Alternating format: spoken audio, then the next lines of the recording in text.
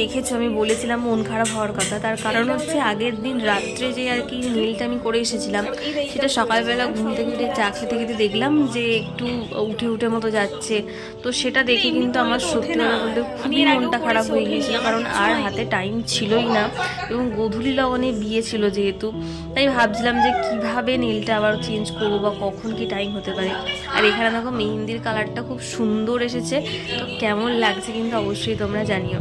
তো ওখান থেকে সোজা আমি ওই বোনের বাড়ি চলে গিয়েছিলাম, ওখানে আমার নেলটা ঠিক করে এসে মানে তাড়াহুড়ো করে কিন্তু আমি রেডি হয়ে গিয়েছিলাম। আর এই দেখো এটা হচ্ছে গায়ে হলুদের লুক। তো সবাই আর কি লাল হলুদ এইসব শাড়িই পরেছিল। তো বোনের সাথে তারপরে একটু রিলস বানিয়ে নিচ্ছিলাম, কারণ ওর সাথে মানে ওকে ফাঁকা পাওয়া খুবই মুশকিল হয়ে যাচ্ছিল। আর এইদিকে দেখো বরযাত মানে বরের বাড়ি থেকে আর কি তত্ত্ব চলে এসেছিল।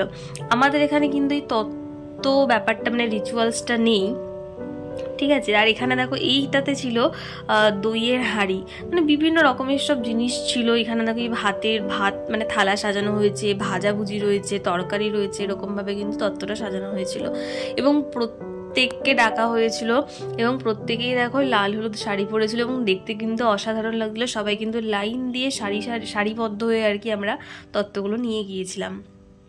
তত্ত্বগুলো নিয়ে যাওয়ার পর দেখো এক এক করে থরে থরে কিন্তু সাজিয়েও দেওয়া হয়েছিল দুয়ারটাতেই। কি সুন্দর দেখতে লাগছিল, আমি তো জাস্ট দাঁড়িয়ে দাঁড়িয়ে সবগুলো দেখছিলাম। তারপরেই চলে গিয়েছিলাম বাবাকে ডাকতে। আর দেখো আমার বাবাকে হ্যান্ডসাম লাগছে না? একদমই তাই। তোমরা কিন্তু অবশ্যই কমেন্টে জানিও। বাবাকেও ডাকতে চলে গিয়েছিলাম, তার কারণ আর কি আশীর্বাদ করার জন্য বরের বাড়ি থেকে চলে এসেছে। তো সেখানে বাবা যেহেতু বড় মামা, তো সেখানে কিন্তু উপস্থিত থাকতে হবে যদি কোনো দরকার লাগে। তো সেজন্য আমি ডাকতে চলে গিয়েছিলাম। আর এখানে কিন্তু বরের বাড়ি থেকে এক এক করে আশীর্বাদ করছিলেন। বরের বাড়ি থেকেই কিন্তু অনেক কিছু এখানে দিয়ে আশীর্বাদ করা হয়েছিল বোনকে, যেমন গলার হার, মানে নেকলেস যেটা বলে, চোকার বলে, তারপরে হাতের জিনিস, তো সমস্ত কিছু দিয়েই কিন্তু ওনারা আশীর্বাদ করেছিলেন। তারপরে দেখো বোন ফটাফট চেঞ্জ করে চলে এসেছিলো, কারণ বরের বাড়ি থেকে অহরহ ফোন আসছিল গায়ে হলুদের জন্য। ওকে কিন্তু তারপর আবার রেডি হতেও বসতে হবে, তো সব কিছু এত তাড়াহুড়োর মধ্যে হচ্ছিলো কারণ গোধূলি লগনে বিয়ে, তো সেই জন্য এটা নেই সেটা নেই, মানে এত তাড়াহুড়ো, এত রিচুয়ালস, হ্যাঁ কি বলবো তোমাদের। তো এখানে দেখো সকলে মিলে বসে আছে, ওয়েট করছে, কিন্তু লোকজন পাওয়া যাচ্ছিল না যে 5 জনকে থাকতে হয় মানে গায়ে হলুদের সময় রিচুয়ালসটা পূরণ করার জন্য।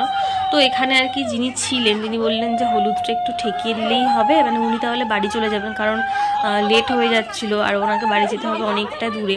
তো সেই জন্য আর কি ওনার প্রেজেন্স মানে ওনার উপস্থিতিতে কিন্তু হলুদটা একটু ছুঁয়ে দেওয়া হয়েছিল। তারপরে আবার কিন্তু এখানে ওই তুলসী মন্দিরের কাছে এসে এখানেও কিছু রিচুয়ালস ছিল, সেটাও পালন করা হচ্ছিল, সেটাও করা হচ্ছিল। এবং এর ফাঁকেই দেখলাম যে ওই বরের বাড়ি থেকে যারা এসেছিলেন তারাও কিন্তু বাড়ি চলে যাচ্ছেন, কারণ ওখানে গিয়েও আবার অনেক কাজ আছে।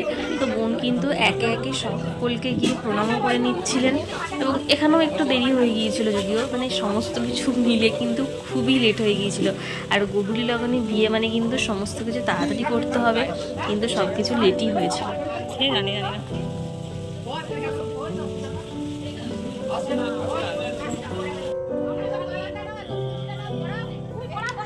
এখানে দেখো মালা ঘুঞ্চি পরানো হবে এবার, মানে অনেকেই আর কি এর নাম পূজা আর কি, মানে যার বিয়ে হচ্ছে তার দিদি। তো এই আর কি মেন আর কি ঘর ডোবাবে বিয়েতে। তো একে আর কি সবাই বলে দিচ্ছিল যে কিভাবে কি করতে হবে, তো তো জানি না, প্রথমবার এটা। তো সবাই এ একরকম বলছে তো ও একরকম বলছে, তো এত কনফিউশন তৈরি হয়ে গিয়েছিল না মাঝে মাঝে, কি বলবো। তো যাই হোক সবার কথা মেনে নিয়েই কিন্তু জিনিসটা করছিল। আর হাসাহাসি মানে ঠাট্টা তামাশা ইয়ার্কি সমস্ত কিছু মিলিয়ে মিশেই কিন্তু জিনিসটা হচ্ছিল।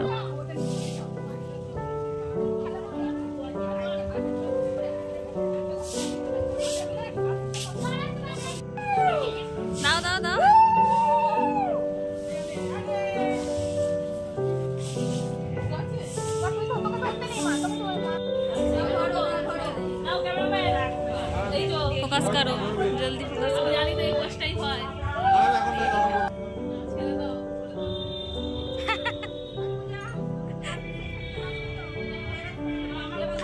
এখানে কিন্তু মানে একটা কথা না বললে নয়, মানে ক্যামেরাম্যান কিন্তু সবথেকে বড় ভূমিকা পালন করে, ঠিক আছে।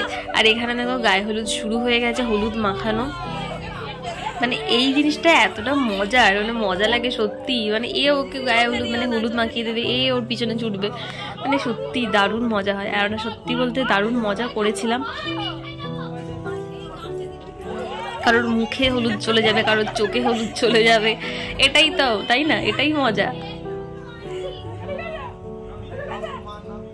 ব্যাস এখানে দেখো পূজার মুখে আর কি হলুদ ঢুকে গিয়েছিল, হলুদ মাখাতে গিয়ে, মানে জোড়াজোড়ি করতে গিয়ে। আর এখানে আমাকে ক্যামেরাটা অফ করে দিয়েছে হয়েছিল, কারণ আমার দিকে মানে আমার ওপরে হামলা হয়েছিল আর কি গায়ে হলুদ মাখানোর জন্য।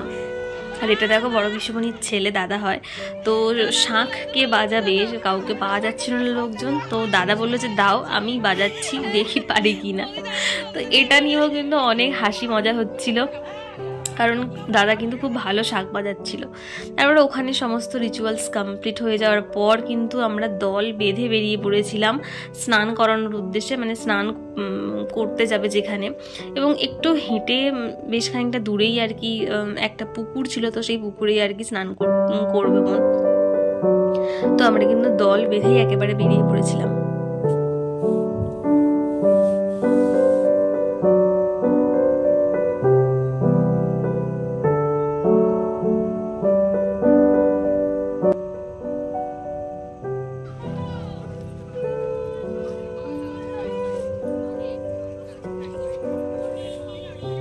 মানে গ্রামের দিকে কিন্তু মানে একটু গ্রামের দিকে নদী বা পুকুর টুকুর এইসবেতেই আর কি স্নান করানো হয়। তো কিন্তু পুকুরের জলটা না খুবই নোংরা। মানে আমি তো যখন আগের বারে এসে দেখেছিলাম তখন কিন্তু পরিষ্কারই ছিল, কিন্তু এবারে এসে দেখলাম পুরো খুবই নোংরা হয়ে গিয়েছিল। যদিও বোন আমার বাড়িতে গিয়েও একটু জল ঢেলে নিয়েছিল, কারণ এত নোংরা জলে স্নান করলে আবার র্যাশ ট্যাশ বেরিয়ে যাওয়ার সম্ভাবনা থাকতে পারে। তো এখানেও আর কি ও যেহেতু নতুন, তো ওকে সবাই আর কি বলে দিচ্ছিল যে কিভাবে কি করতে হবে, এখানে বরণ টরণ করতে হয়, অনেক রকম রিচুয়ালস আছে, তো সেগুলোই হচ্ছিল।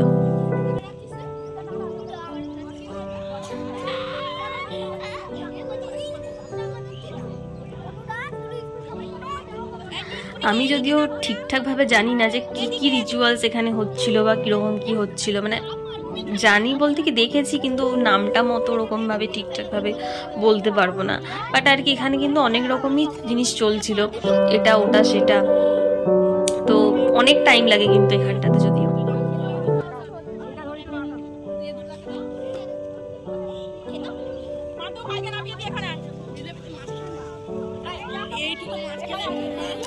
পুকুরটা এখানে নোংরা হওয়ার একটা কারণও রয়েছে, কারণ চারপাশে এত গাছপালা, মানে যার জন্য গাছপালার সব পাতাগুলো এসেও জলে পড়ে, এবং সেই জন্য কিন্তু পুকুরটা আরো নোংরা হয়ে গেছে।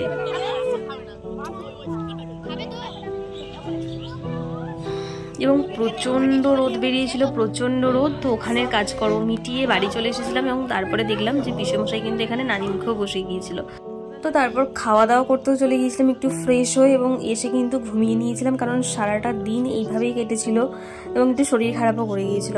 তো যাই হোক, আবার যেহেতু গোধূলির ওখানে বিয়ে, তো খুব তাড়াতাড়ি আবার রেডিও হতে হবে, একটু রেস্ট নেওয়ার টাইম পাইনি। তো যাই হোক, আজকের ভিডিওটা এখানেই এন্ড করছি। ভালো লাগলে অবশ্যই লাইক, শেয়ার এন্ড সাবস্ক্রাইব।